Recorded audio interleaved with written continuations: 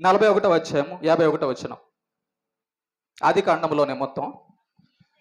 యోసేపు, దేవుడు నా సమస్త బాధను నా తండ్రి ఇంటి వారిని అందరినీ నేను మర్చిపోవునట్లు చేసెను అని చెప్పి అతని జ్యేష్ఠ కుమారునికి మనష్షే అని పేరు పెట్టి, చూసారా యోసేపు ఏమంటున్నాడు?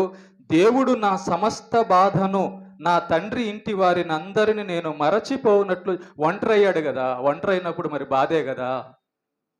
ఆ బాధల్లో కూడా దేవుణ్ణి విడవని యోసేపు, నాకు ఒంటరితనం వచ్చింది, నన్ను మా ఇంట్లో వాళ్ళు అమ్మేశారంటే దానికి కారణం దేవుడు అనుకోలేదు యోసేపు. దేవుడు అంటే చూడండి, దానికి కారణము దేవుని యొక్క ప్రణాళికలో మంచి ఉందే తప్ప దానికి ఏదో దేవుడు నన్ను నాశనం చేయాలని చెప్పి అనుకోవడం అని యోసేపు అనుకోవడం లేదు.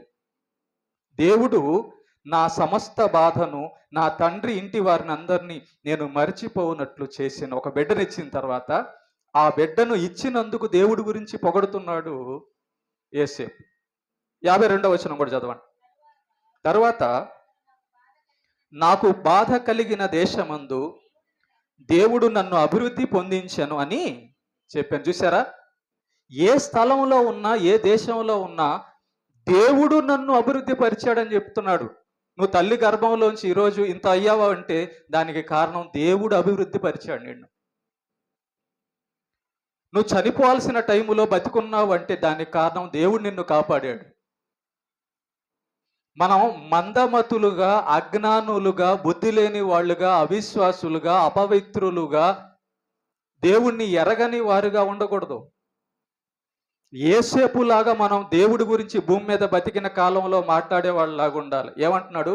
నాకు కలిగిన బాధకి దేవుడే కారణం అనడంలా, నాకు బాధ వచ్చింది కానీ ఆ బాధలో దేవుడు నన్ను కాపాడాడు. నాకు బాధ వచ్చింది కానీ దేవుడు నన్ను అభివృద్ధి పరిచాడు.